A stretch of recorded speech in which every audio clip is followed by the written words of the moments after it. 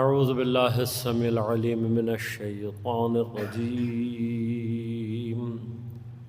بسم اللہ الرحمن الرحیم الحمد للہ الذی ہدانا لہذا وما كنا لنهتدی لولا ان هدانا اللہ لقد جاءت رسل ربنا بالحق الصلاة والسلام على رسول المسدد المصطفى الأمجد المحمود الأحمد أبي القاسم محمد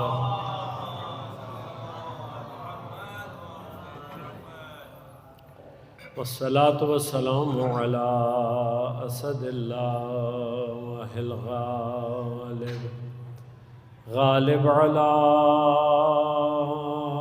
كل غالب علی ابن ابی طالب والصلاة والسلام على سیدۃ المعصومۃ المظلومۃ الطاہرۃ البتول بضعۃ الرسول فاطمۃ الزہراء سیدۃ نساء العالمین والصلاة والسلام على الحسن المجتبى والحسين المظلوم وأهل بيته الطيبين الطاهرين المعصومين المظلومين المنتجبين المنتخبين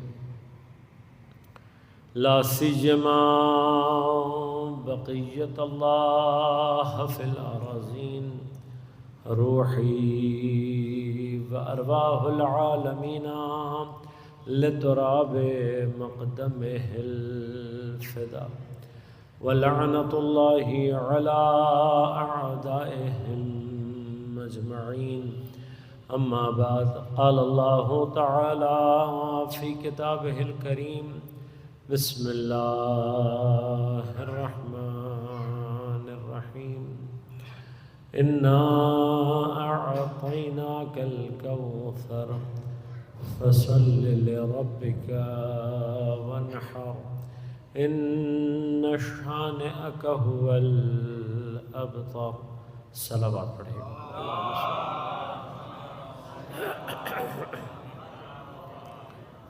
مومنین کرام، سامعین محترم، عزیزان گرام قدر، جیسا کہ آپ مستحضر ہیں ایصال ثواب کے سلسلے میں آج کی اس مجلس کو برپا کیا گیا،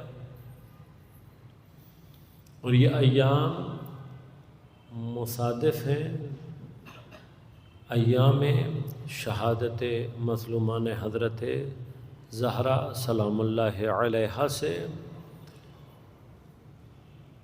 کوشش کروں گا کہ دونوں مناسبتوں کو ذہن میں رکھتے ہوئے کچھ عرائض آپ کی خدمت میں پیش کر سکوں۔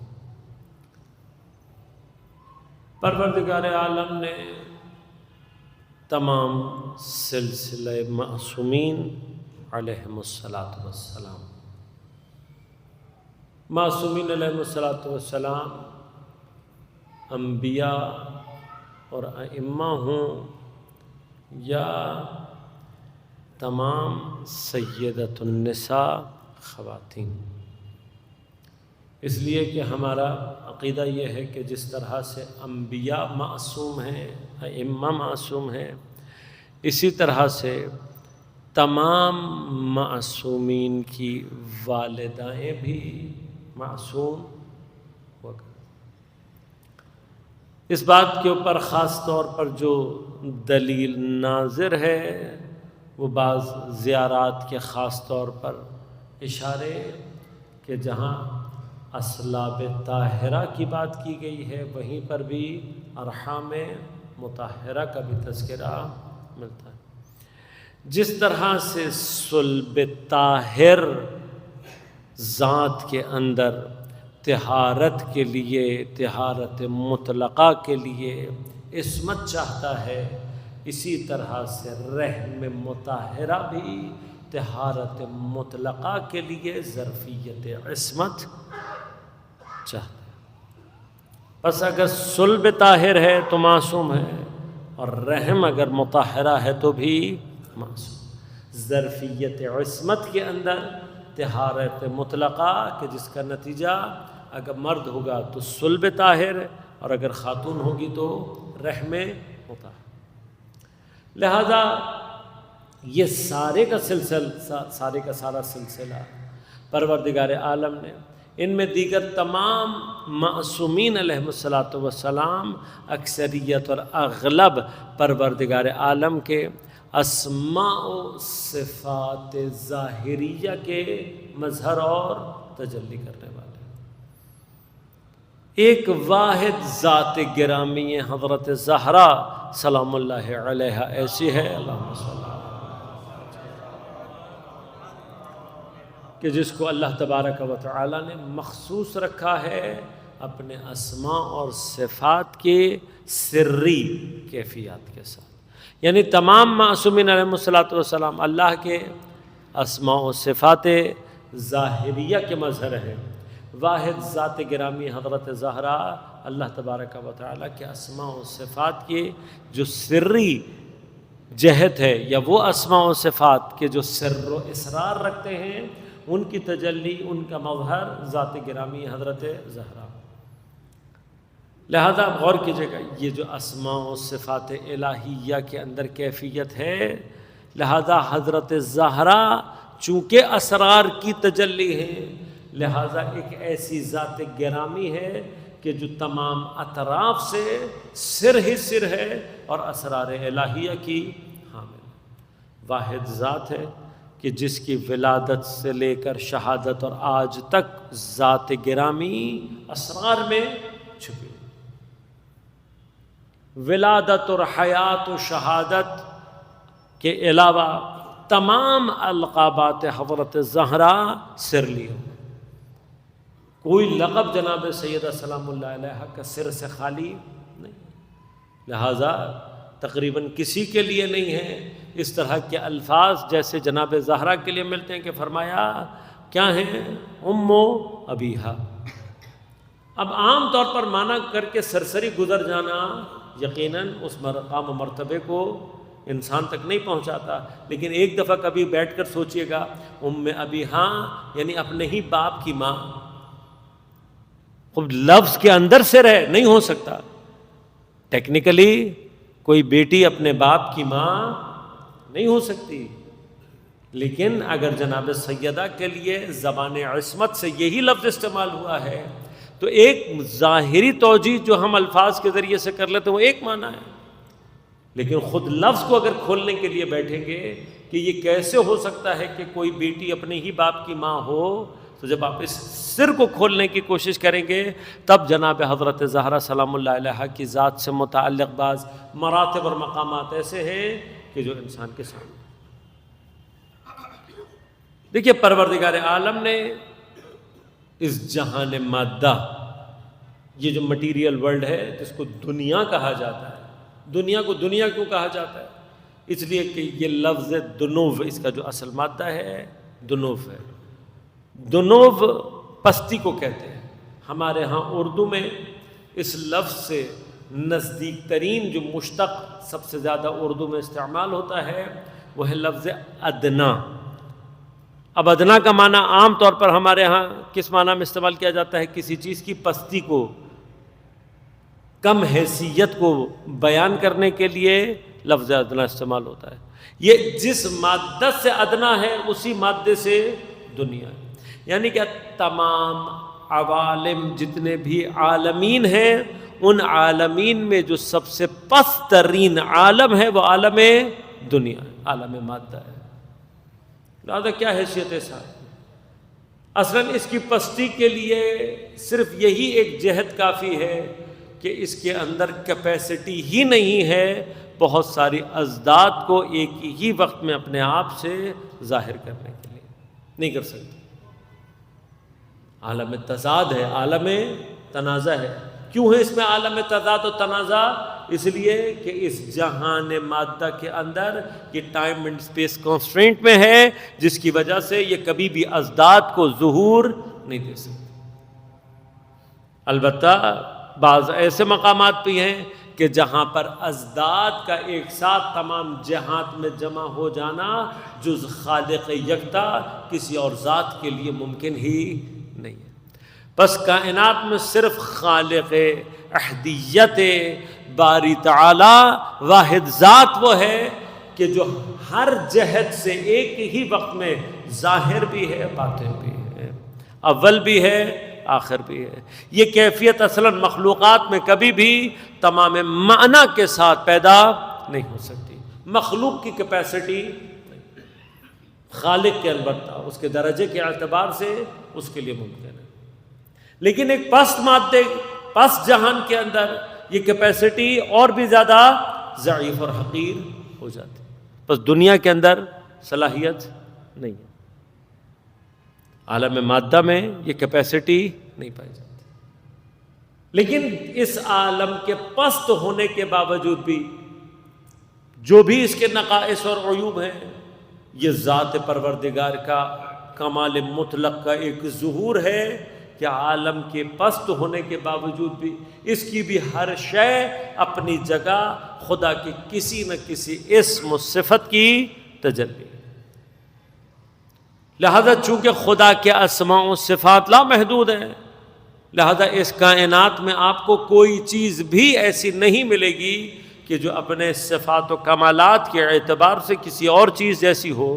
کوئی دو چیز آپ کو جیسی نہیں ملے گی۔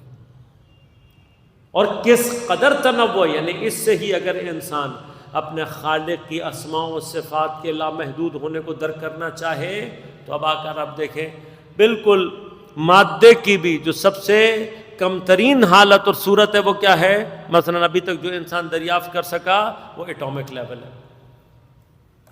اب ایٹامک لیول پر جتنے بھی ایٹمز ہیں، سارے کے سارے ایٹم، ہر ان میں بھی ایٹمز میں بھی لازمات سب سے کم ترین جو ذرہ بن سکتا ہے وہ کون ہے؟ ہائیڈروجن کا ایٹم ہے، جو ایک الیکٹران اور ایک پروٹون پر مشتمل ہے۔ اس سے نیچے اصل ذرے کو جدا کیفیت کے ساتھ، ایسا نہیں کہ اجزاء نہیں ہیں، لیکن ایسا کوئی چیز نہیں ملے گا جو آدھے الیکٹران اور آدھے پروٹون سے مل کے بنا ہو۔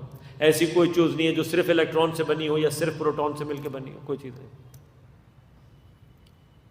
بس بنیادی طور پر ایٹم اس اعتبار سے وہ کہتے ہیں عدم اور وجود کے بارڈر لائن کے اوپر خود، لیکن پھر بھی چونکہ مادہ ہے، مرکب ہے، لیکن جن اجزاء سے مرکب ہے وہ غیر از ایٹم اپنے وجود کو باقی نہیں رکھ سکتے، کوئی شے نہیں ہے پھر وہ۔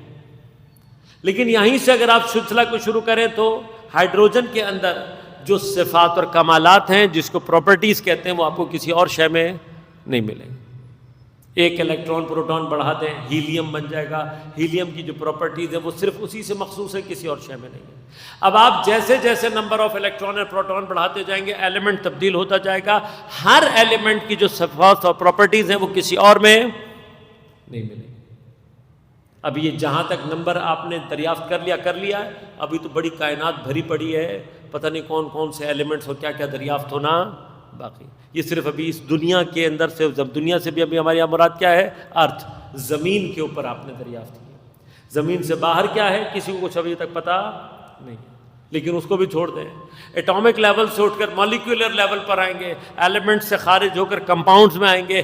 ہر کمپاؤنڈ اپنی الگ پراپرٹیز رکھتا ہے جو کسی اور کے اندر،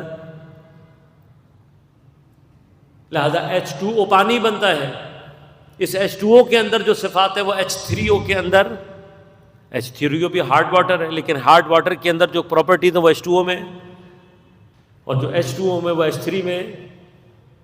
بس ہر کمپاؤنڈ سے آگے چلے جائیں جہاں پر جاندار شروع ہو جاتے ہیں، ہر جاندار، مائکروسکوپ آپ کا single cellular who, multi cellular who, plants who, animal who, کائنات کی جس چیز پر ہاتھ رکھیں گے ہر شے اپنی جگہ کمال ہے۔ اور وہ کمال کسی اور میں نہیں ملے گا. یہ تنوع کمال بتا رہا ہے کہ پھر ان کا بنانے والا کتنے کمالات اور کتنے صفات اور کتنے اسما کا حامل ہے، اور اس کی ایک ادنا ترین تجلی اتنی ڈائیورسٹی کے ساتھ دنیا میں ظہور کرتی ہے. لیکن یہیں پر ایک نقطہ، ایک مقام آپ کی خدمت میں عرض کروں گا اور آگے بڑھوں گا بات. البتہ اگر میری معلومات کہیں ناقص ہوں تو میں اصلاح کے لیے بالکل پوری طرح سے آمادہ ہوں. کبھی بھی آپ کو لگے کہ میں نے، کیونکہ سائنس میری فیلڈ نہیں ہے، جو ہمیں سائنسدان بتا دیتے ہیں وہی ہم آگے نقل کر دیتے ہیں. ہو سکتا ہے کہیں کوئی اشتباہ ہو، اگر ہو تو ہم اصلاح کے لیے حاضر ہیں.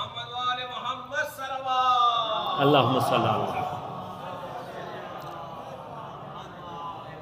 تو آج تک جتنا پڑھا اور سمجھا اس کے مطابق اتنا جانتا ہوں میں کہ تمام ایلیمنٹس کے درمیان گولڈ ایک ایسا ایلیمنٹ ہے کہ جو کسی سے کوئی ریئیکشن نہیں کرتا. کوئی ایسڈ، کوئی ایلیمنٹ دوسرا، کوئی ایسی چیز نہیں ہے جو کہ گولڈ کے ساتھ ریئیکشن کر سکے. لہذا کم از کم میری اب تک کی ناقص معلومات کے اندر انسان آرٹیفیشلی گولڈ نہیں بنا سکتا.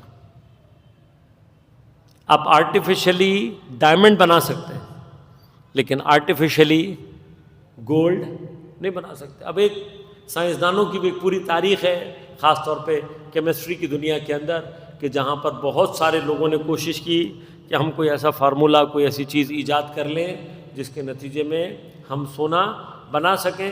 کم از کم کہ اب تک کی میری معلومات کے مطابق آج تک دنیا میں انسان گولڈ نہیں بنا سکتا.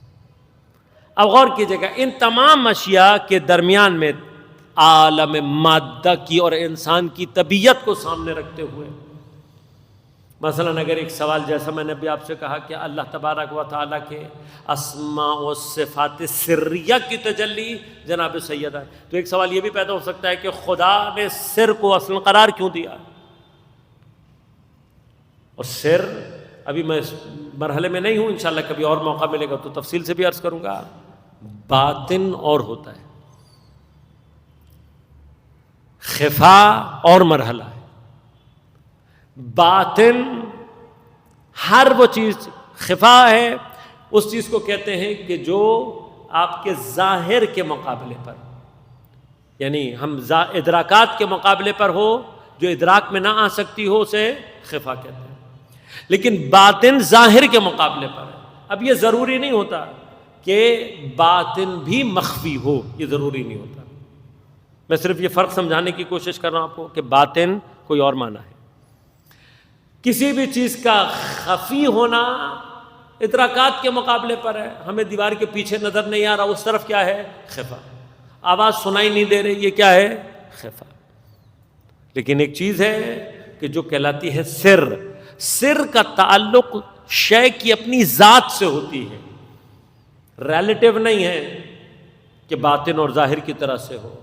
صرف انسان کی بعض اوقات سر آنکھوں کے سامنے ہونے کے باوجود بھی دکھائی اور سجائی نہیں دیتا. سر کے اندر کیا معنی ہے؟ یعنی خود ذات کے اندر. سر کو اللہ نے کائنات میں رکھا کیوں ہے؟ اس لیے کہ عالم مادہ کی اور انسان کی طبیعت کے اندر ہر وہ شے جو مشکل سے ہاتھ آتی ہے اس کی قدر خود بخود انسان کے اندر بڑھ جاتی. طبیعت ہے، آسانی سے کوئی بھی چیز اویلیبل ہو جائے اس کی قدر نہیں. ہمیں آج تک ہوا کی قدر حاصل نہیں ہوئی، ہمیں آج تک سورج کی روشنی کی کوئی قدر نہیں ہے. کبھی آپ کو کسی ایسے علاقے میں رہنا پڑ جائے جہاں پہ 6 مہینے تک سورج ہی نہیں نظر آتا، تب آپ کو پتہ لگے گا کہ سورج کی روشنی کی قدر. خدا نخواستہ انسان پر کوئی ایک حادثہ یا واقعہ ایسا پیش آ جائے کہ جس میں تھوڑی سی دیر کے لیے آکسیجن بند ہو جائے، تب اسے پتہ لگتا ہے کہ یہ کتنی بڑی نعمت ہے. لیکن اللہ تبارک و تعالیٰ نے کیوں بعض چیزوں کو سر کیوں رکھا؟ اس لیے کہ فضلنا بعضهم علی بعض چیزوں کو اللہ تعالیٰ نے بعض چیزوں پر فضیلت دی.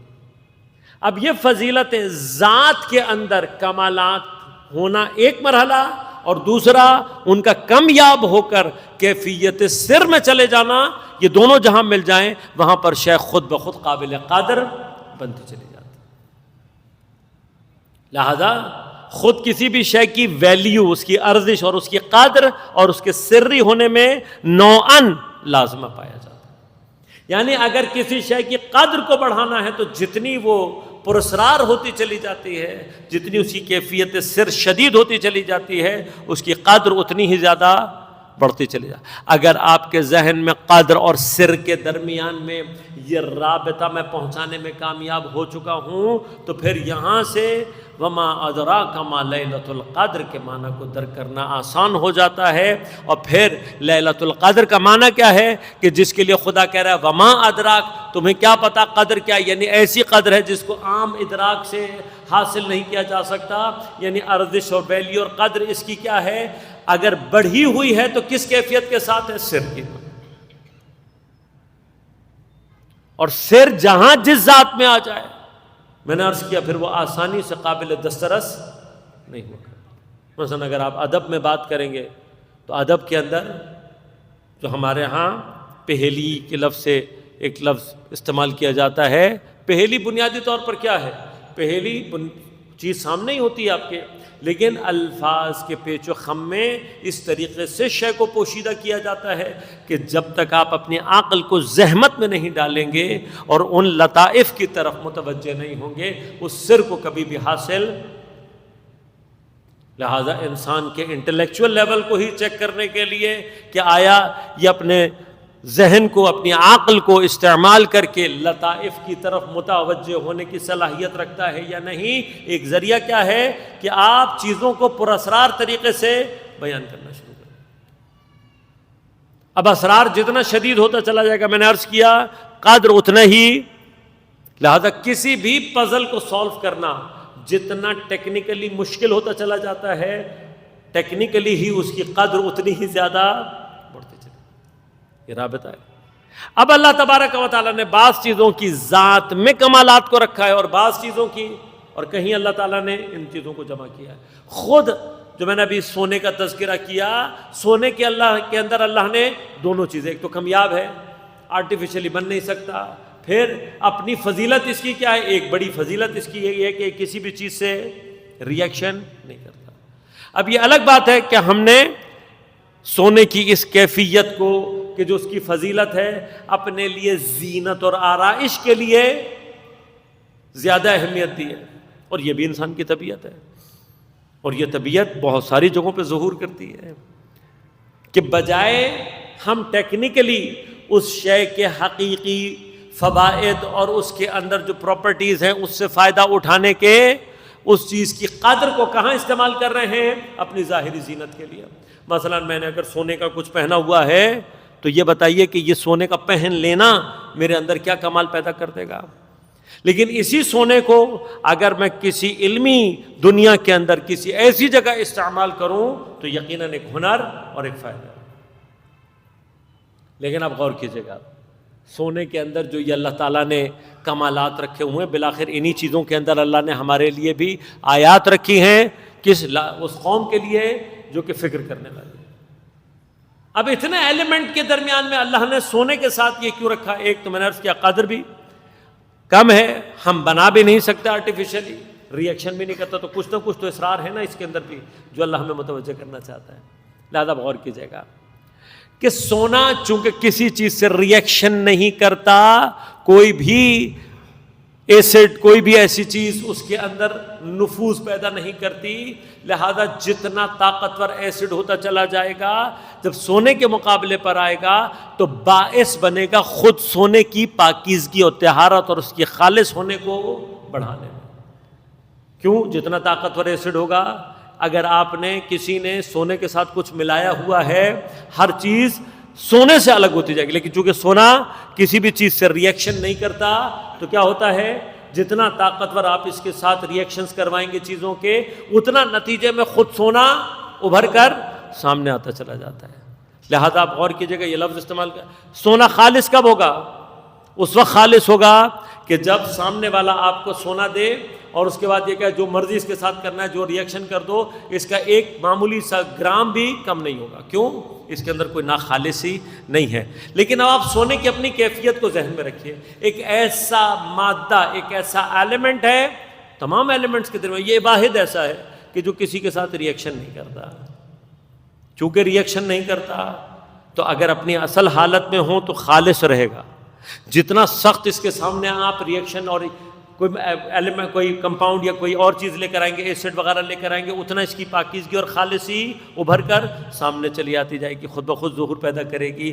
لیکن اب غور کی جگہ ہم نہیں بنا سکتے کسی بھی ایلیمنٹ کا اس کے اندر اس کے ساتھ ریئیکشن نہ کرنا ہی اس کو کیا بنا دیتا ہے؟ ایک ایسی کیفیت عطا کرتا ہے کہ اگر یہ کیفیت کہ جو اس وقت سونے میں بغیر کسی ارادے اور عقل کے ہے، اگر کسی صاحب عقل اور ارادے کے اندر یہی کیفیت آ جائے کہ کوئی چیز اس کی ذات کے اندر نفوذ پیدا نہ کر سکے، اسی منزل کو منزل عصمت کہتے ہیں.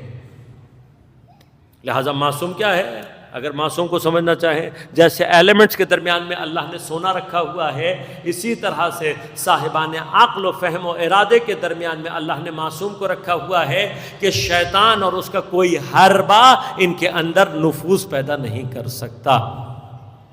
لہذا اب جتنا کوئی کیمیکل مضبوط ہوتا چلا جائے گا، وہ جتنا مرضی زور لگا لے، آخر میں نتیجہ کیا نکلے گا؟ یہی خالص ہو کر نکلے گا. لہذا چونکہ شیطان جانتا تھا، اس نے جب بات کی تو کیا کہا؟ اس نے کہا لَأُغْوِيَنَّهُمْ أَجْمَعِينَ، پروردگار میں تیرے سارے بندوں کو اغوا کر دوں گا، الا عبادک منہم المخلصین، پروردگار لیکن تیرے وہ بندے جنہیں تو خود خالص کر چکا ہے میں ان کو بہکا نہیں سکوں گا. یہ بالکل وہی کیفیت ہے جیسے اللہ نے سونے کو اس طریقے سے رکھا ہے کہ کوئی چیز اس کے اندر نفوذ نہیں رکھ سکتی، اسی طرح سے اللہ نے معصوم کو ایسا رکھا ہوا ہے کہ دنیا کا کوئی بھی شیطان اور اس کی قوت معصوم کے اندر نفوذ پیدا نہیں کر سکتی.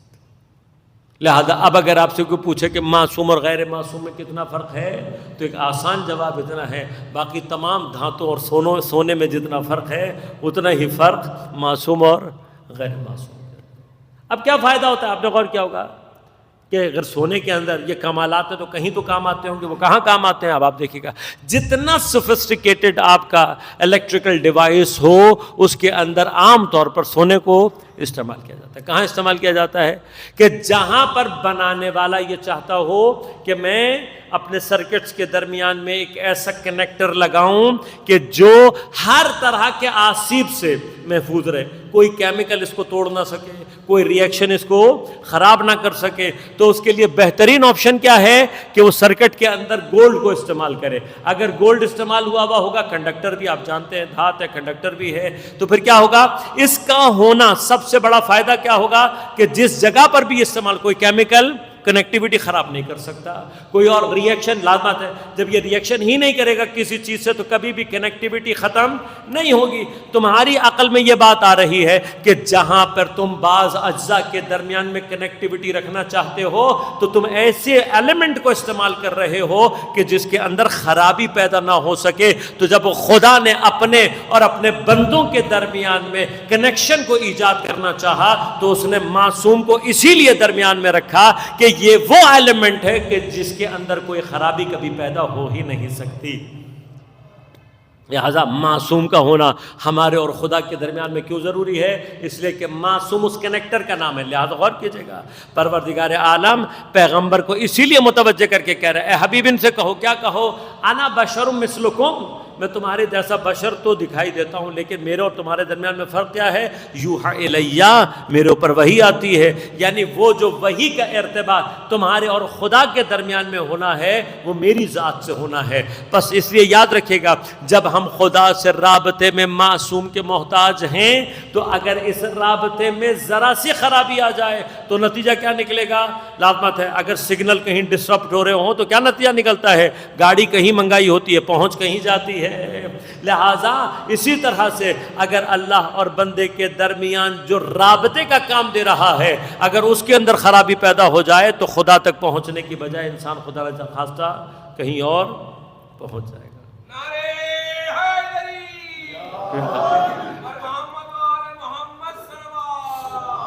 اللہم صلی علی محمد وعلی محمد. لہذا ہمیں یہ بات یہاں پر سمجھ میں آتی ہے ضرورت معصوم ہے. جیسے اللہ تبارک و تعالیٰ نے اس کو رکھا ہوا ہے اسی طرح سے اپنے تمام خلائق میں اب ہر مخلوق اللہ کی، ہر مخلوق، چاہے وہ ذرات ہوں، چاہے ایلیمنٹس ہوں، چاہے کمپاؤنڈز ہوں، چاہے حیات ہو، چاہے جاندار ہو، چاہے بے جان ہو، چاہے کچھ بھی ہو، ہر شے اپنی جگہ خالق کے کمالات کی اور اسماء و صفات کی تجلی ہے، مگر یہ سارے کا سارا کمالات و صفات کی تجلی جامد ہے، ساکن ہے، ساکت ہے، اسٹیٹک ہے۔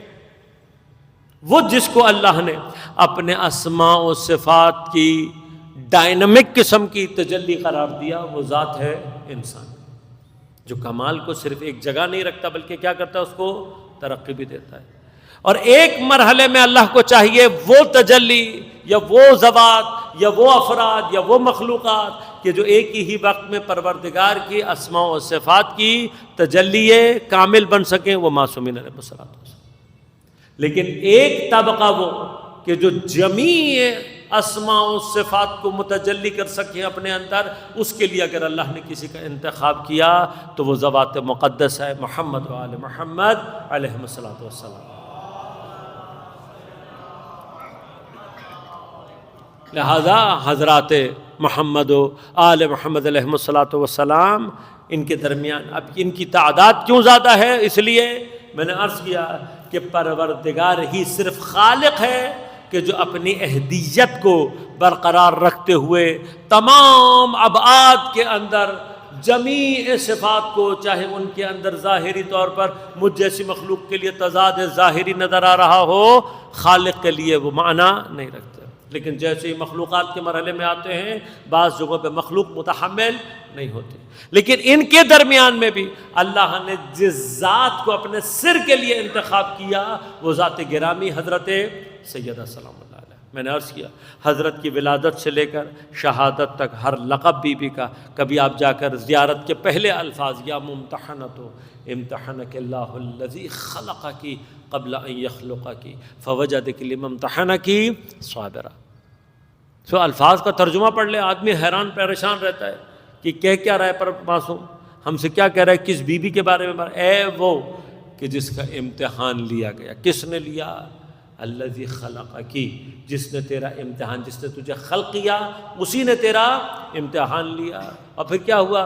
کب لیا؟ قبل ان یخلقک، اس سے پہلے کہ تجھے خلق کرے تیرا امتحان لیا۔ اور پھر اس امتحان میں بھی کہ جو خلقت سے پہلے لیا گیا، فوجدک لمن امتحنک صابرا، اسی امتحان میں تجھے اس نے صابرا۔ اگر خلق ہی نہیں ہوئی تو امتحان کیا معنی رکھتا ہے؟ خلق ہی نہیں ہوئی، امتحان معنی نہیں رکھتا، تو پھر صابرہ کا معنی کیا ہے؟ بس جہاں سے آپ جناب سیدہ کو تذکرہ کرنا شروع کریں گے، اسرار کی ایک دنیا ہے جو حضرت زہرا سلام اللہ علیہا کی ذات اقدس کے ساتھ موجود ہے۔ ایک ذات ہے جو کہ میں نے عرض کیا چونکہ اسرار پروردگار کی تجلی ہے، لہٰذا اس ذات کے اندر بالطبع یہ بات پائی جاتی ہے کہ یہ ذات کیا کرتی ہے، اپنے اندر سے اسرار کو متجلی کرتی ہے۔ کیوں اللہ تبارک و تعالیٰ نے، میں نے عرض کیا کہ یہ عالم دنیا پست ترین عالم ہے۔ تمام معصومین کو جو اپنے اسماء و صفات کی تجلی بنا کر اللہ نے بھیجا، مقصد کیا ہے؟ مقصد یہ ہے کہ انہی تجلیات کے ذریعے سے، انہی ذوات مقدسہ کے ذریعے سے ہم اپنے آپ کو دنیا کے ظاہر سے باہر نکالیں اور کائنات کی ان حقیقتوں کی طرف متوجہ ہوں کہ جو اصل ہے کائنات کی۔ لہذا اس عالم سے ہٹ کر عالم خیال، عالم عقل، عالم ملکوت، عالم لاہوت، عالم ناسوت، کتنے ہی عوالم ہیں، کیا ہیں ہمیں کسی کی خبر نہیں۔ اس قدر ہم دنیا کے ظاہر میں گم ہیں کہ ہم کائنات کی حقیقتوں کی طرف متوجہ ہیں۔ اور میں نے عرض کیا جس قدر شے قابل قدر ہوتی چلی جاتی ہے، اس کے اندر کیفیت سر پیدا ہوتی چلی جاتی ہے۔ لہذا ہمارے اپنے وجود میں جو سب سے کم اہمیت ترین چیز ہے وہ ہمارا بدن ہے۔ اصل کیا ہماری روح ہے۔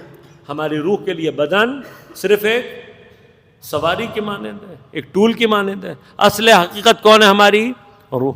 اب چونکہ روح قابل قدر ہے، لہذا خود روح کی اپنی کیفیت کیا ہے؟ سر۔ انہی اسرار کی طرف دین چاہتا بھی ہے کہ ہمیں متوجہ کرے۔ اس کا ایک راستہ مثلا خود دین نے جو اختیار کیا، مثلا وہ خود اپنے اندر مفہوم شہادت۔ شہادت کیا ہے؟ شہادت خود ایک مقام سری ہے۔ کیوں اس کو اتنا دین نے بڑھ چڑھ کر پیش کیا؟ تاکہ ہم اور آپ متوجہ ہوں شہادت کے مقام کی جو اتنے فضائل بیان ہو، وہ کس لیے؟ اسی لیے کہ ہم اور آپ متوجہ ہو سکیں کہ یہ جو عالم ظاہر نظر آ رہا ہے یہ عالم حقیقت کے مقابلے پر ہی چپوچ و بیکار ہے، فضول ہے۔ ویسے کیا ہے اس عالم کے اندر؟ یہ ہم اس وقت تک متوجہ نہیں ہوں گے جب تک اس طرف کے سر کی طرف متوجہ نہ ہوں۔ لہذا شہادت کیا ہے؟ سر ہے۔ کس بات کا سر ہے؟ ایسا سر ہے عزیزان من کہ جب تک انسان اس عالم دنیا پست عالم کی حیات کو اپنے سے جدا نہیں کرتا، تب تک اس عالم کی حیات کے ابتدائی ترین مرحلے کو درک کرنے کی صلاحیت پیدا ہی نہیں کرتا۔ بحث اپنے اندر ہے۔ کیا شہید مر جاتا ہے؟ مرتا نہیں۔ قرآن کی روایات کی تائید کے علاوہ عقل یہاں پر موجود ہے۔ ہم چونکہ ظاہر میں پھنسے ہوئے ہیں تو ہمیں لگتا ایسا ہے کہ شہید مر چکا۔ میں کئی جگہ اس مثال کو دے چکا ہوں کہ اگر آپ کے سامنے ایک زندہ اور مردہ بیج لا کر رکھ دوں تو ہم سمیت دنیا کا کوئی سائنسدان نہیں بتا سکتا کہ زندہ بیج کون سا ہے، مردہ بیج کون سا ہے۔ لیکن جو بیج جس کی وائبلٹی باقی ہے وہ حتماً زندہ ہے۔ کیسے زندہ ہے؟ کوئی بتا سکتا ہے؟ نہیں۔ کیوں؟ ہم ظاہر پر پھنسے ہوئے ہیں۔ چونکہ ہمیں دونوں بھی ظاہراً ایک جیسے نظر آ رہے ہیں، ہم فیصلہ نہیں کر پا رہے، لیکن دونوں میں کوئی ایک تو زندہ ہے نا۔ اب جو زندہ ہے اگر اس کے لیے ذرا سا بھی ماحول مناسب دے دیا جائے تو وہ اپنی اس ظاہری موت کو کراس کر کے اپنے اندر سے اس حیات کو ظہور دیتا ہے جو مردہ دانہ کبھی بھی نہیں دے سکتا۔ لہذا ایک ہی جیسا ماحول ہے، ایک ہی جیسے عوامل ہیں، مردہ اور زندہ بھی دونوں زمین میں بود ہے۔ نتیجہ کیا نکلے گا؟ نتیجہ یہ نکلے گا کہ جو بھی زندہ ہے وہ اپنے سینے سے حیات کو ظہور دے گا اور وہ حیات زمین کا سینہ چاک کر کے اپنے آپ کو ظاہر کر دے گی۔ مردہ بیج کے ساتھ کیا ہوگا؟ کچھ دنوں کے بعد آپ وہ جگہ کھودیں گے تو اس بیج کا نام و نشان بھی آپ کو نہیں ملے گا۔ کیوں؟ اس لیے کہ وہی زمین، وہی پانی، وہی عوامل اس کو کیا کر دیں گے؟ خاک میں تبدیل کر دیں گے، نیست و نابود کر دیں گے۔ تو یہ ایک دنیا کی پست ترین حیات کے ہی ایک پست درجے کی ایک ضعیف سی کیفیت کا ظہور کیسے ہوتا ہے؟ ایسے ہوتا ہے۔ دیکھیں پودے کے اندر جو حیات ہے وہ حتماً حیوان کی حیات سے کم درجے کی حیات ہے۔ یہ کم درجے کی حیات بیج کے مرحلے پر نہایتاً ضعیف مرحلے میں ہوتی ہے۔ اس سب کچھ کے باوجود بھی اگر عوامل مہیا ہو جائیں اور حیات موجود ہو تو ظاہر کر دے گی اپنے آپ کو، اور اگر وہی عوامل ہو لیکن حیات نہ ہو تو بیج جو ابھی تک اپنے آپ کو کم از کم گیدر رکھا ہوا تھا نابود ہو کر ختم ہو جائے گا۔ تو ہم فرق کر سکتے ہیں زندہ اور مردہ بیج میں؟ تو جو زندہ اور مردہ بیج کے درمیان میں فرق نہیں کر سکتا وہ شہید اور ایک عام مردے کے درمیان فرق کر سکتا ہے؟ نہیں کر سکتا۔ لیکن اثر بتائے گا، آثار بتائیں گے۔ شہید کا اثر ہے، کبھی موقع رہا انشاءاللہ تو تفصیل سے عرض کروں گا۔ جو مر جاتا ہے وہ خاک ہو کر ختم ہو جاتا ہے، جو شہید ہوتا ہے وہ اپنی حیات کے اثر کو ظاہر کرتا ہے۔ پھر یہی مسئلہ ہے یہاں پر بھی کہ اگر پودا زندہ ہو بھی جائے، جو اپنے آپ کو اس سے متمسک کرے گا وہ فائدہ اٹھا لے گا، اور جو اپنے آپ کو وہاں تک نہ پہنچائے کبھی بھی نہیں فائدہ اٹھا سکتا۔ یہی مرحلہ شہید کا بھی ہے۔ اگر کوئی واقعاً شہید سے متصل ہو جائے، آثار و برکات حیات شہید کو درک کر لیتا ہے بنیادی طور پر۔ لیکن شہید کیا ہے؟ شہید بنیادی طور پہ مرتا نہیں ہے، شہید دنیا کی حیات کو مار دیتا ہے۔ جیسے ہی دنیا کی حیات کو، اس ادنا ترین حیات کو مارتا ہے، ایک اعلیٰ ترین حیات خود بخود اس کی منتظر ہوتی ہے۔ بس جب تک ہمیں یہ سر سمجھ میں نہیں آئے گا کہ دنیا کی حیات کو مارنا ایک اور افضل حیات کا باعث بنتی ہے، تب تک نہ ہمیں شہادت، نہ سر شہادت، نہ یہ سمجھ میں آئے گی، نہ حضرت امیر کا یہ کلام سمجھ میں آئے گا جہاں حضرت فرما رہے ہیں موتو قبل ان تموتو، مر جاؤ اس سے پہلے کہ تمہیں مار دیا جائے۔ یہ موتو کے اندر جو اختیار ہے یہ کیا ہے؟ مر جاؤ، یعنی اپنی مرضی سے مرو۔ اپنی مرضی سے مرنے سے کیا مراد ہے؟ حیات دنیا کو مار دو۔ جیسے ہی تم حیات دنیا کو مارو گے، ایک ایسی طاقتور حیات اس طرف تمہارے لیے موجود۔ اب ان تمام اسرار کو سمجھنے کے لیے ضروری کیا ہے؟ ضروری ہے کہ ہم اپنے لیے اللہ کی طرف سے جو بھیجے اور رابطے اور نمائندے کی مخلوقات ہیں ان کی طرف متوجہ ہوں۔ اب یہ فضل پروردگار کا ہمارے اور آپ کے اوپر کہ اس نے ہمیں ذات گرامی حضرت زہرا سلام اللہ علیہا سے آشنا کیا۔ لیکن یہ آشنائی اہل بیت اطہار معصومین علیہم السلام میں نے بتایا سونے کی مانند ہے، لیکن ہماری بدبختی کیا ہے کہ ہم بھی سونے کو استعمال کرتے ہیں اپنی ظاہری زیبائش کے لیے، ظاہری آرائش کے لیے، ان سے حقیقی فائدہ نہیں اٹھاتے۔ یہی کام ہم نے معصومین کے ساتھ کیا ہے۔ سارے کا سارا معصومین سے ہمارا رابطہ صرف ظاہری آرائش اور زیبائش کے لیے ہے، حقیقی فائدہ ہم نے معصومین سے کبھی اٹھانے کی کوشش۔ لہذا جناب سیدہ سلام اللہ علیہ کی نسبت اگر ہم حضرت کے حتیٰ اسم گرامی سے توسل کریں اور کم از کم بات ہمارے ذہن میں یہ ہو کہ یہ اسماء اور صفات سریہ پروردگار جو اللہ تبارک و تعالیٰ کے اسرار ہیں ان کی متجلی ہے، تو پھر اپنے آپ کو ذہنی طور پر آمادہ رکھنا ہوگا کہ سیدہ سے متعلق جہاں پر بھی گفتگو ہوگی اس کے اندر سر ہوگا۔ ایک کم ترین سر جو حضرت زہرا ابتدا، میں بالکل ابتدائی ایک سر کی طرف اشارہ کر کے زحمتوں کو تمام کروں گا۔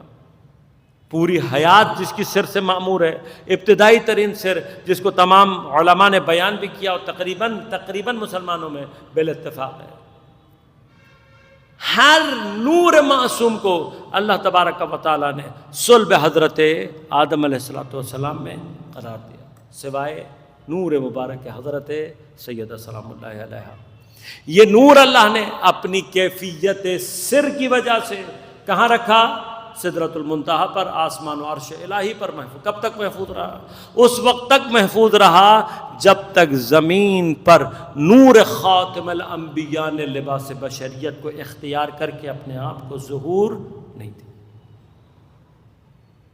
اور جب حضرت ختمی مرتبت لباس بشریت کے ساتھ دنیا میں پیدائش اور ولادت کے بعد ظاہر ہو جاتے ہیں، تو پھر اب غور کیجئے گا، جس وقت نور خاتم النبیین فرش پر آمادہ ہو جاتا ہے تب وہ گنجائش پیدا ہوتی ہے کہ عرش سے نور حضرت زہرا زمین پر منتقل ہو سکے۔ بس اس کا معنی کیا ہوئی؟ یہ وہ نور ہے کہ جس کو زمین پر فرش پر لانے کے لیے جس صلب کی ضرورت ہے وہ کم از کم صلب خاتم النبیین ہونا چاہیے۔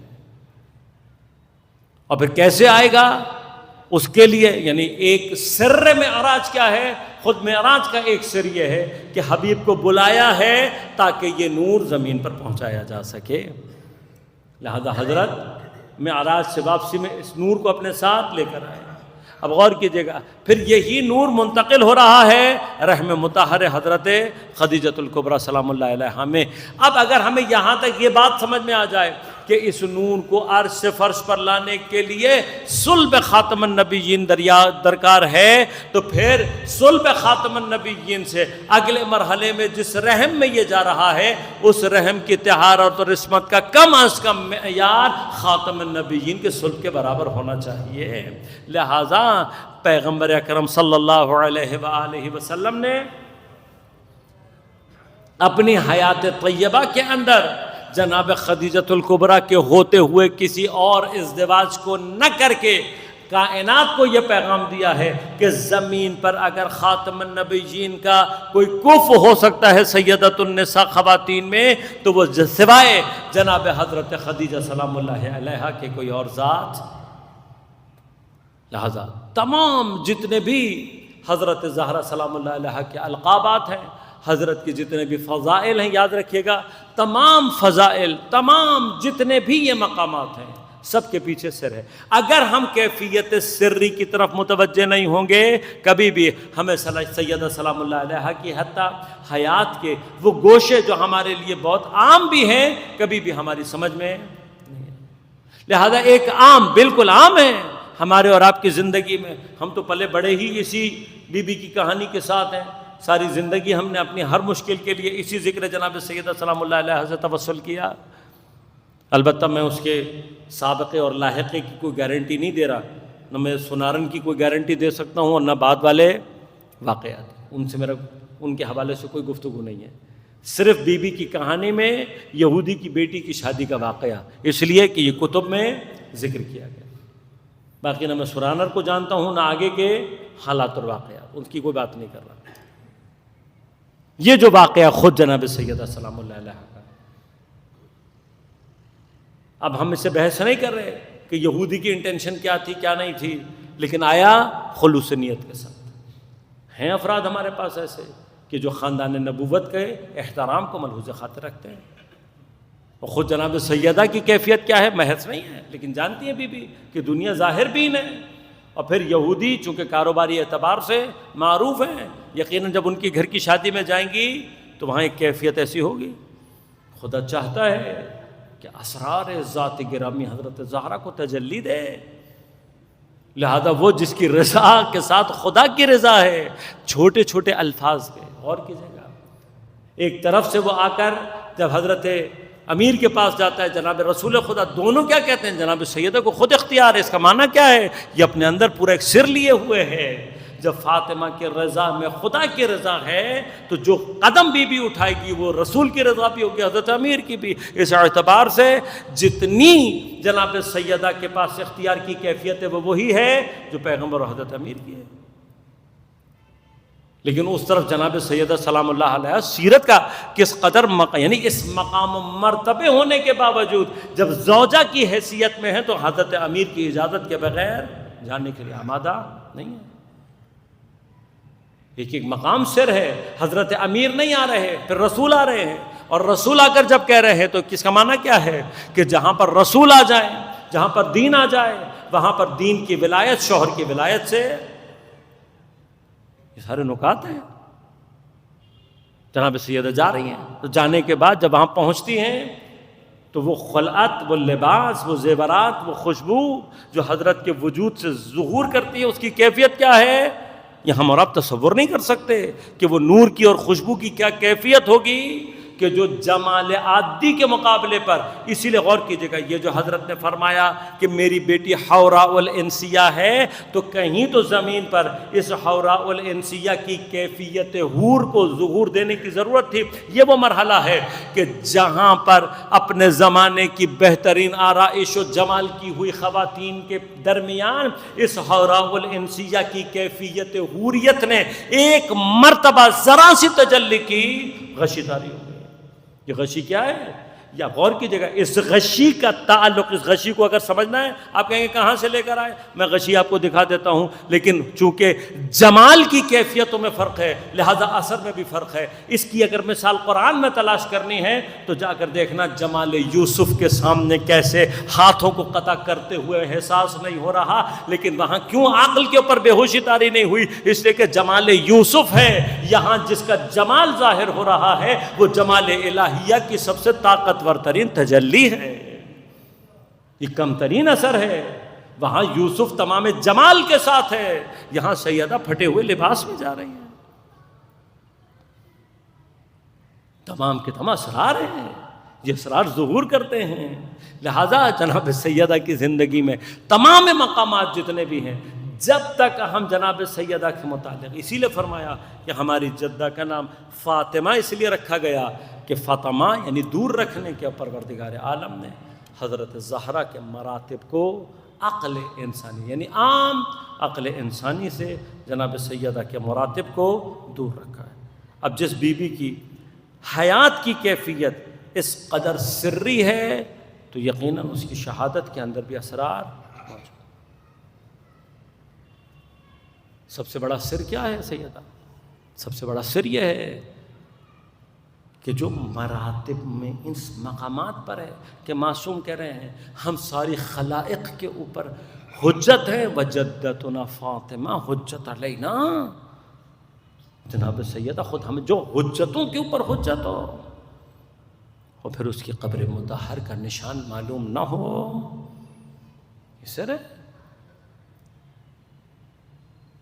کیوں جناب سیدہ کی قبر کا نشان معلوم نہیں ہے؟ میں نہیں جانتا، لیکن ایک بات جو مجھے آج بھی بیٹھے بیٹھے سمجھ میں آتی ہے، عجیب سر ہے، خود اپنی قبر کو پراسرار رکھ کر سیدہ اپنی قبر کو بے نشان رکھ کر تا قیام قیامت اپنے ظالموں کے نشان کو آشکار کر کے جا رہی ہے. کتنا ہی دنیا جھٹلا لے، کتنا ہی دنیا زور لگا لے، کوئی واقعہ نہیں ہوا، کچھ نہیں ہوا، تو 2 سوالوں کے جواب دے دو. کون سی خاتون ہے کہ جو 75 دنوں کے اندر کسی ظاہری مرض کے بغیر اچانک دنیا سے چلی جائے؟ پوری حیات جناب سیدہ میں ہمیں کوئی خاص مرض حضرت کی حیات میں کہیں دکھائی نہیں دیتا.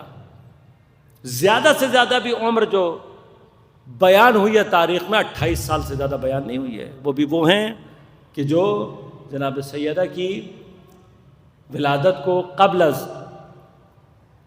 بعثت پیغمبر ثابت کرنے کی جھوٹی کوششیں کرتے ہیں، ورنہ 22 سال سے زیادہ عمر جناب سیدہ کی تاریخ ہے جو صحیح ہے ثابت نہیں ہوتی.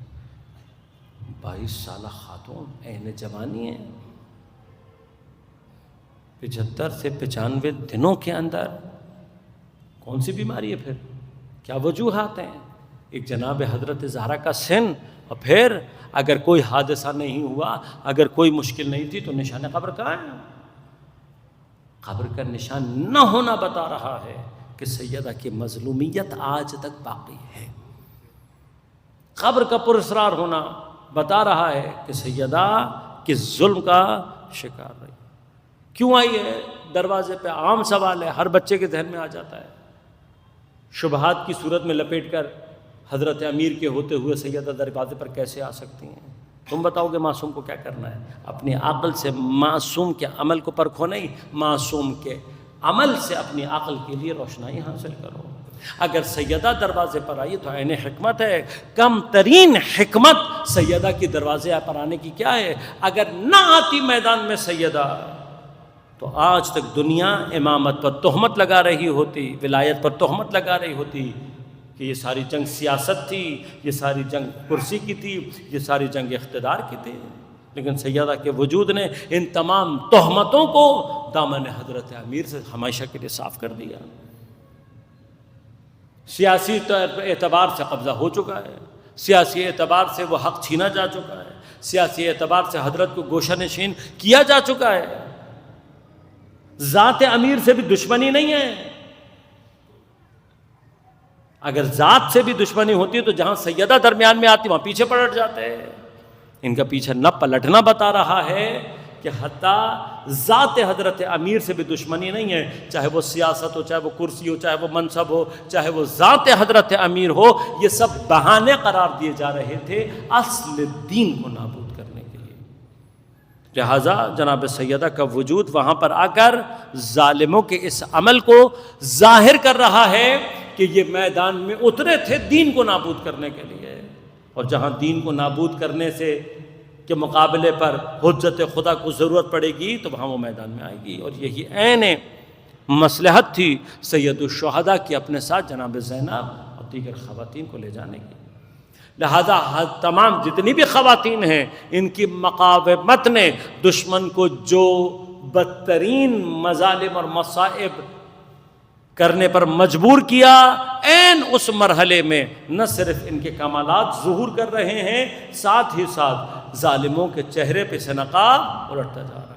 جس طرح سے کوفہ اور شام آج تک دلالت ہے اس بات کے اوپر کہ یزید دین کو نابود کرنے کے لیے آیا تھا، ویسے ہی وجود گرامی حضرت زہرا دلالت ہے اس بات کے اوپر کہ جو لوگ دروازے پر آئے تھے یہ ذاتی یا سیاسی دشمنی میں نہیں بلکہ دین کو نابود کرنے کے لیے آئے تھے. لہذا تحفظ دین میں سیدہ اپنی پہلی قربانی اپنے محسن کی شہادت کے ذریعے سے دی. تحفظ دین کے مرحلے پر ریحانۃ الرسول اس قدر پارا پارا کر دی گئی کہ کچھ دنوں کے اندر سیدہ کے بالوں کی رنگت تبدیل ہو گئی. رسول کی جوان بیٹی عصا کا سہارا لے کر چلنے پر مجبور ہو گئی. لیکن اس تمام کیفیت میں بھی جب سیدہ یہ ملاحظہ کر رہی ہے کہ علی کا دل میرے بدن سے زیادہ زخمی ہے، تو سیدہ اپنے بدن کے زخموں کو چھپا رہی ہے تاکہ علی کے دل کے زخموں کو تکلیف نہ پہنچے. کیا کر سکتی ہے بی بی؟ سر ہے ذات پروردگار کے اسماء و صفات سریہ کی متجلی ہے، لہذا حتی حضرت امیر سے اپنے زخموں کو چھپا رہی. مجھے نہیں معلوم، لیکن ڈاکٹر یہ کہتے ہیں کہ ہر ہڈی انسان کے بدن کی خود سے جڑ جاتی ہے سوائے پسلی کی ہڈی کی، اور جب تک ہڈی ٹوٹی رہے اس کی ہر حرکت انسان کے اندر شدید درد اور تکلیف کے احساس کو پیدا کرتی ہے. مجھے نہیں معلوم در و دیوار کے درمیان میں کچلے جانے سے لے کر اپنی شہادت تک ہر آتی ہوئی سانس کے ساتھ تڑپ رہی ہے، ہر جاتی ہوئی سانس کے ساتھ تڑپ رہی ہے.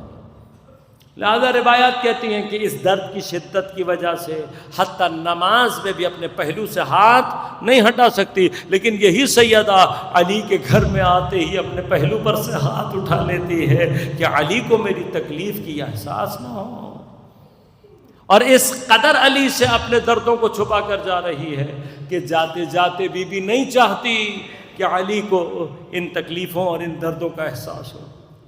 لہذا جب بی بی کو یہ اندازہ ہو گیا کہ اب میرا اپنے بابا سے ملاقات کا وقت نزدیک آ گیا ہے، حضرت امیر کو بلا کر اپنے پاس بیٹھا کر کہتی ہیں یا علی میں وصیتیں کرنا چاہتے ہوں. یہ الفاظ حضرت امیر کے لیے سنگین ہے. کیوں؟ ابھی تک پیغمبر سے جدائی کا درد اور تکلیف علی کے دل میں کم نہیں ہوا.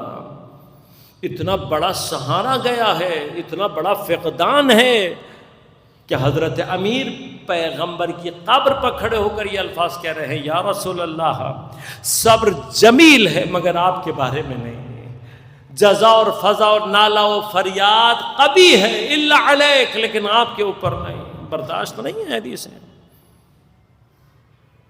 اور ابھی اس درد سے نہیں نکلے ہیں، وہاں سیدہ وصیت کر رہی ہیں. علی کے لیے سنگین ہے، لیکن کیا وصیتیں کر کے گئی ہے؟ وصیتوں کے الفاظ میں ساتھ ساتھ کہہ رہی ہیں یا علی غسلنی فی اللیل کفنی فی اللیل دفنی فی اللیل. یا علی مجھے رات کی تاریکی میں غسل دینا، یا علی مجھے رات کی تاریکی میں کفن دینا، یا علی مجھے رات کی تاریکی میں دفنا. بی بی کے الفاظ بتا رہے ہیں کہ بی بی جانتی تھی کہ میری شہادت دن میں واقع ہوگی، لیکن اس کے باوجود وصیت کیا کر رہی ہے کہ دن میں میری شہادت کے باوجود یا علی مجھے رات میں غسل دینا، مجھے رات میں کفن دینا. میں ہاتھ جوڑ کر کہوں گا بی بی دفن رات کی تاریکی میں ہونا سمجھ آتا ہے، یقیناً آپ نہیں چاہتی تھیں آپ کے اوپر ظلم کرنے والے آپ کے جنازے میں شریک ہوں، آپ نہیں چاہتی تھیں کہ آپ کے قبر کا نشان ہر ایک کو بتایا جائے، لیکن غسل و کفن رات کی تاریکی میں کیوں؟ یہ راز اس وقت کھلا ہے جب رات کی تاریکی میں غسل دیتے ہوئے کائنات کا امیر دھاڑے مار مار کر رونے لگا، اور جب پوچھا گیا تو بس حضرت اتنا ہی کہہ سکے کہ بڑی صابرہ تھی شہزادی، کتنے زخم ایسے ہیں جو علی کو معلوم ہی نہیں ہونے دیے. بس عزادارو ایک مرحلہ وہ ہے یہاں پر کہ جب علی دھاڑے مار مار کر رو رہے ہیں، لیکن دوسرا مقام کہ جہاں پر علی کے صبر کا پیمانہ لبریز ہوا، وہ کون سا مقام ہے؟ جب حضرت جناب سیدہ کا جنازہ لے کے قبر کے کنارے آئے ہیں، ہاتھوں پر جنازہ مطہر ہے سیدہ کا، نگاہ قبر پہ پڑی، پھر علی سے برداشت نہیں ہوا. راوی کہتے ہیں دھاڑے مار مار کر روئے ہیں علی، لیکن عین اس مرحلے میں علی نے دو ہاتھ قبر سے برآمد ہوتے ہوئے دیکھے، اور جب ہاتھوں کو پہچانا ایک مرتبہ سلام کر کے کہا السلام علیک یا رسول اللہ، اے اللہ کے رسول آپ پر علی کا سلام ہو. یا رسول اللہ جو امانت آپ نے علی کو دی تھی علی واپس کرنے کے لیے آیا ہے، لیکن یا رسول اللہ امانت اب سالم نہیں ہے، لیکن علی کے دل میں اتنی طاقت نہیں کہ آپ کو بیان کر سکے. بس یا رسول اللہ بیٹی آپ کی خدمت میں آ رہی ہے، اپنی بیٹی سے ہی پوچھ لیجئے گا کہ امت نے آپ کی بیٹی کے ساتھ کیا سلوک.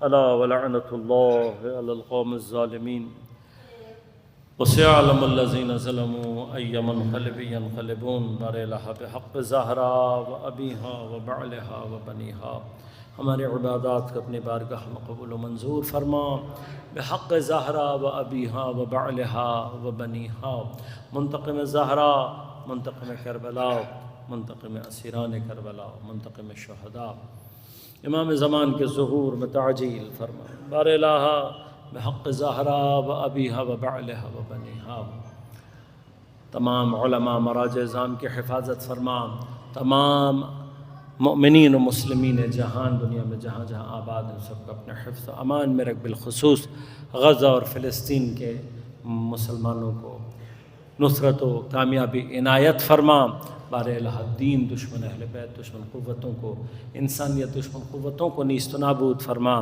بالخصوص اسرائیل اور اس کے تمام حامیوں کو، اور بالاخص ہمارے صفوں میں موجود منافقین کو نیست و نابود فرما بار الہ بحق زہرا و ابیہا و بعلہا و بنیہا، تمام مؤمنین کو اپنے حفظ و امان میں رکھتے ہوئے ان کی پریشانیوں کو دور فرما، مشکلات کو آسان فرما، بیماروں کو صحت کامل عاجل عنایت فرما بار الہ ہم سب کو امام زمان عجل اللہ تعالیٰ فرجہ شریف کے اعوان و انصار میں شمار ہونے کی توفیق عنایت فرما بار الہ بحق زہرا و ابیہا و بعلہا و بنیہا ہماری ان تمام عبادات کو اپنی بارگاہ میں قبول و منظور کرتے ہوئے بار الہ ان سب کے ثواب کو اہدا فرما ہمارے جانب سے بارگاہ حضرت زہرا اور سائر معصومین علیہ السلام کی بارگاہ میں، اور وہاں سے اس کا جو بھی اجر و ثواب حاصل ہے بار الہ اسے ایصال فرما حاضرین کے تمام مرحومین شہدائے ملت اسلامیہ اور بالخصوص مرحومین سید فضل حسین ابن سید قائم حسین نواب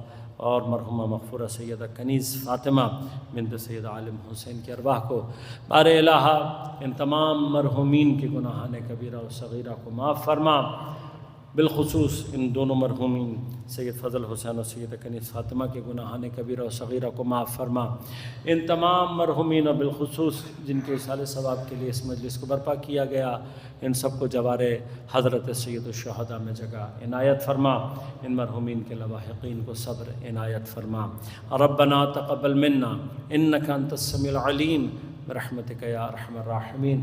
آخر میں ایک مرتبہ پھر سورہ فاتحہ کی درخواست ہے اپنے تمام مرحومین شہداء ملت اسلامیہ بالخصوص مرحومین سید فضل حسین ابن سید قائم حسین نواب اور سیدہ کنیز فاطمہ بنت سید عالم حسین کی ارواح کو ایصال فرما دیجیے۔